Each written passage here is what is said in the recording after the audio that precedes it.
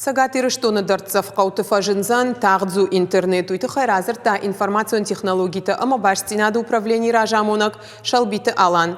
Фыцаджи даршифтон канзышты қауы фелшерона кушерон пункта культура и хазартта чиныгдатта. Фиданы интернет вазын райдайзышты хи хазарттамдар.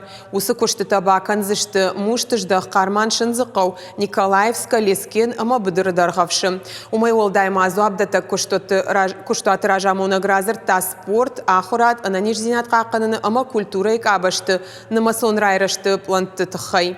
Фанышан макотта сагатирыштун юмая культуром портал шаражыныл кайбакушсышты.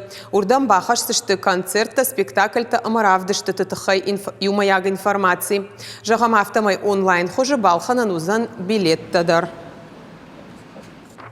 Уже в этом году мы сделаем все возможное, чтобы, наконец, наши, даже стыдно об этом говорить в 2021 году, как о неком достижении, но элементарно, почему мы в наши великие театры, в русский театр, в Остинский театр, не можем, например, покупать в электронном виде билет? Почему нет единой афиши, где есть все мероприятия?